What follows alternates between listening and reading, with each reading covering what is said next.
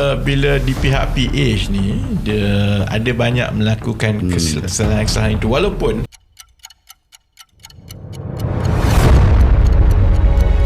cakap tentang tips pengucapan awam kepada Datuk Seri Anwar. Satu lagi yang saya perasan adalah serangan dia kepada MB Johor. Mungkin ada unintended consequences sebab ada juga unintended consequences. Akhirnya boleh guna. Yelah YB, dalam penceritaan biasa kan, kita ada victim, kita ada orang jahat, ada villain kan. Dan orang yang lebih besar, lebih veteran menyerang orang yang budak-budak yang lebih lemah, bukankah akan ada kesan nanti tidak dijangka, orang itu automatik akan dapat simpati? Bukankah berbahaya Datuk Seri Anwar buat macam ni? Saya faham frustration dia, frustration Anwar Ibrahim dengan On Hafiz, dengan kerajaan Johor semua ni.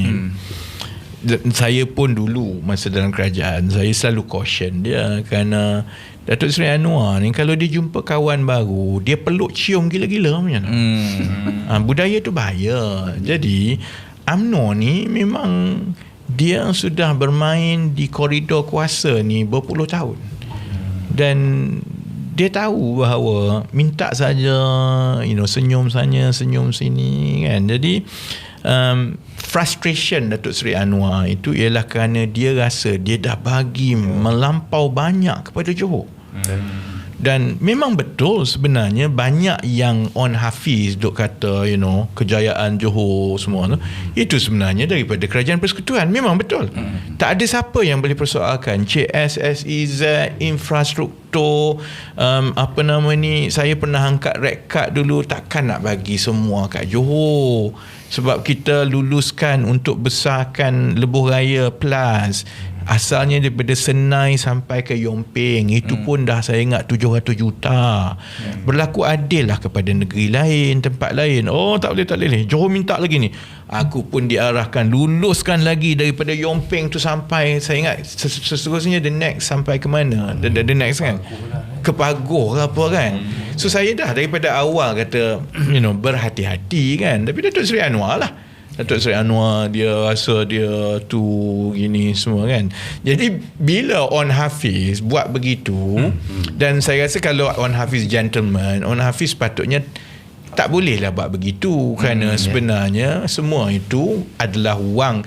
Jangan tengok pasal Anwar Ibrahim ke persekutuan ke apa. Saya kalau masa saya dululah kan, bila negeri-negeri minta, saya selalu kata sebenarnya duit ni duit pembayar cukai, duit rakyat. So kita kena cuba berlaku adil seberapa yang banyak. Sebab kalau tidak, kalau negeri tu minta semua, sebagai contoh Kelantan, kalau ikut Kelantan ni semua kena bagi kat dia.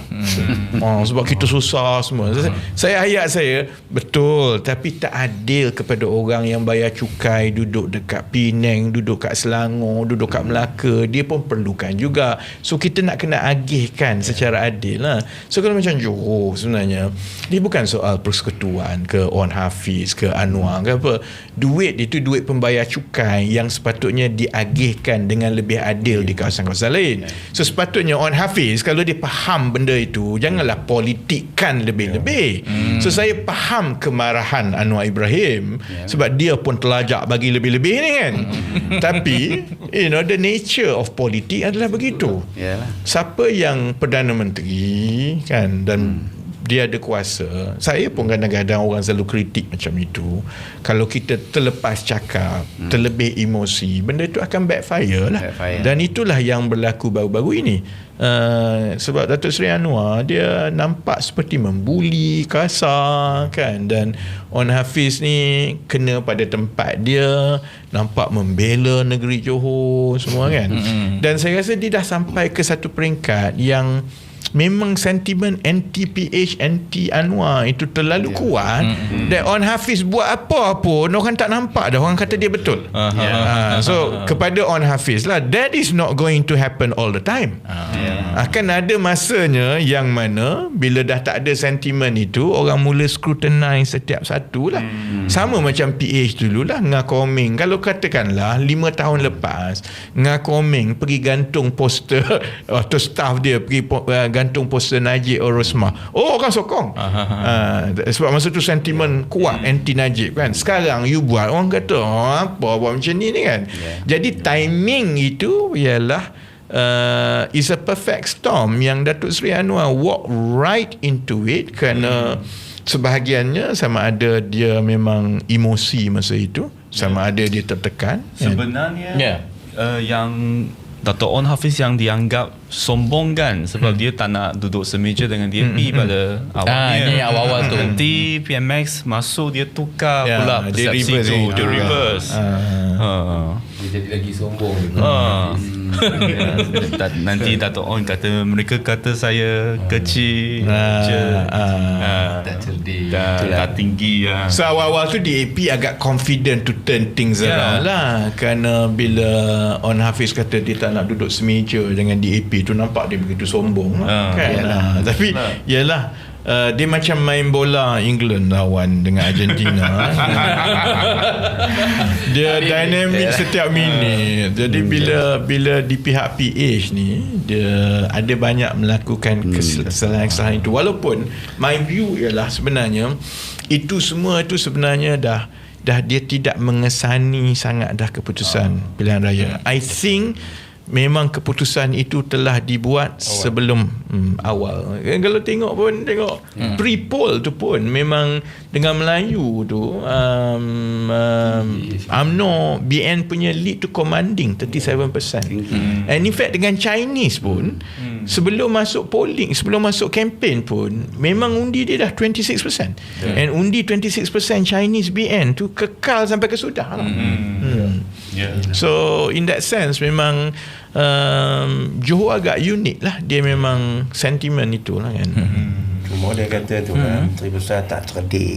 Dia kata Menteri Besar ni tak cerdik. Lepas tu dia membandingkan, awak tu MB, saya PM. Itu bagi saya. betul. Ayat satu lagi apa nama ni, dia kata kalah pun. apa menang kalah pun saya tetap Aku PM. Saya ada di Kulai, di Pasar Kulai. So adalah pakcik tu datang. Saya tengok baju dia tak sedar. Saya perhati semua kan. Dia baik lah. Dia minta baju sama. Tapi aku tengok baju dia JKK kampung dia. Aku rasa ini ketua cawangan UMNO ni kan. Tapi tak apalah, kita layan. Itu yang saya kata, orang UMNO pun tak hostile kan. Sebahagiannya mungkin UMNO menghargai bersama, sebab dia ingat bersama ni curi undi PH. Dia tak sedar sebenarnya bersama curi semua undi. Cuma tak cukup besar je sekarang kan. Tapi ayat dia kan, Sam apa nama ni, dia essay kan, ayat dia kata yalah parti bagus lah, semua bersaing, tapi saya kurang selesa lah bila PM datang buat macam tu dekat MB kita.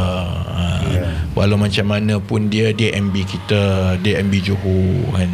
So I think itu tu walaupun tidak akan mengubah keputusan pilihan raya Johor baru ni besar sangat, tapi sentimen itu emosi lah. Dia emotif tau. Ada orang buat baju tu.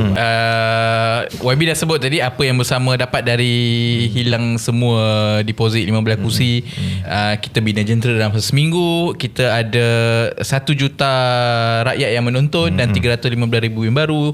Kita buktikan calon-calon kita tunjukkan semangat sukarelawan dan cara kita menguruskan modal kewangan kita. Dan mungkin kalau YB nak kongsi, sebenarnya kalau compare parti baru macam Bersama ni masuk dalam pertama kali pilihan raya dibandingkan dengan parti-parti politik lain yang first time masuk juga, macam mana performance dia? Yalah, dia kalau cakap nanti orang kata alah dah hilang deposit lah kau kan. Tapi Bersama pun yalah, we need to celebrate every small success. Dan juga kita pun nak kena tengok pattern mana yang boleh kita perkukuhkan untuk jadi kekuatan di masa akan datang lah kan. And anyone in my shoes lah kan, kita memanglah kena bersikap positif. Kau gila, kami kasih kan. So kalau nak ikut keputusannya dan pengalaman saya, satu dari segi polling lah, we track the numbers kan. Dan sekarang kita dah ada satu baseline baru di Johor. keputusan itu sepatutnya memberi semangat lah, dia memberangsangkan. Maksudnya parti yang 1 bulan lebih ni boleh polling tak jauh beza daripada gabungan pembangkang negara. PN ni ialah pembangkang rasmi Malaysia tau, kan? Jadi maksudnya is within margin of error 2-3%. So, and berbeza dengan gabungan-gabungan lain, bersama mungkin satu-satunya gabungan, satu-satunya parti yang boleh draw sama banyak daripada Melayu, Cina, India tau. Sebab politik kita sangat polarized kan. Kalau yang BN ni PAS ke Melayu saja PN kan. Kalau PH ni kalau dia jadi bukan Melayu saja kan. Itu yang kita nak pecahkan kan. But kalau tengok kepada keputusan Johor baru ni lah, orang kata ada silver lining sedikit lah kan. Of course kalau boleh kita tak nak hilang deposit. Of course kalau boleh kita nak closer to 10% kan. Tapi historically lah, parti baru yang masuk melawan gabungan besar ni, dia tak pernah lepas 1,000 undi tau. Selalunya lah kan. Kalau tengok parti-parti yang lain selalunya beberapa ratus saja kan. Jadi dalam 1 bulan lebih untuk dapat close to 3,000 undi satu DUN, maknanya satu parlimen lebih kurang 6,000 undi. Actually that's not bad tau. Itu sebenarnya adalah satu penanda aras baru dalam politik Malaysia kan. So cabaran dia ialah kita sekarang ni kita tak tahu sama ada dengan keputusan yang begitu macam itu kan. On the one hand kita boleh katalah ini adalah foundation yang baik untuk kita bina dan lebih besar lah. On the other hand mungkin juga orang kata sebab kau dapat 5-6% je, lepas ni aku tak nak bagi langsung kan. Tapi kalau nak dikira first debut, kemasukan pertama, apatah lagi saya rasa bersama mungkin parti yang paling muda pernah masuk dalam pilihan raya dalam 20-30 tahun yang lepas tau. Parti lain semua ada 1-2 tahun ada masa, kita 10-20 hari kan masuk pilihan raya kan. So keputusan itu saya tak rasa kekuatan itu ada pada kita lah. Maksudnya kekuatan itu ialah kalau kena cara dia the right timing. Kerana memang pengundi sekarang ni dia pun rasa Allahu Akbar, balik-balik cerita yang sama kan. So kalau produk tawaran politik itu dia boleh bawa penyegaran semula kan, untuk kita renewal, memperbarui semula politik kan. So in that sense ialah we take all the little success ni untuk kita bina untuk masa akan datang lah kan. Dan saya rasa IRL tu IRL itu yang baik sebab ada kawan-kawan saya yang tengok dia tukar persepsi lah dia kata aku sombong sebelum ni kan. Ya betul, tapi dalam media IRL memang jahat sebab dalam media Cina dia memang tunjukkan lah pasal padu kan, tapi dia tukar persepsi, rasa down to earth sangat, humble sangat. Yang aku memang down to earth kan, cuma aku garang je kan. I think RL itu bantu banyak lah. So itu juga macam inovasi politik lah kan. Kita terpaksa buat IRL kita sebab memang tak ada duit nak buat kempen besar-besar. Dan actually salah satu sebab kenapa kita perkenalkan IRL tu ialah kerana memang persepsi rakyat pasal ahli politik ni, memang ahli politik ni jahat, sombong, semualah. Dan kita nak tunjukkan bahawa boleh kita menawarkan politik yang ada lebih keikhlasan, yang lebih tulus semua kan. So cuma masalah saya sekarang orang duk kejar bila nak buat RL baru lah, bagilah berehat sikit.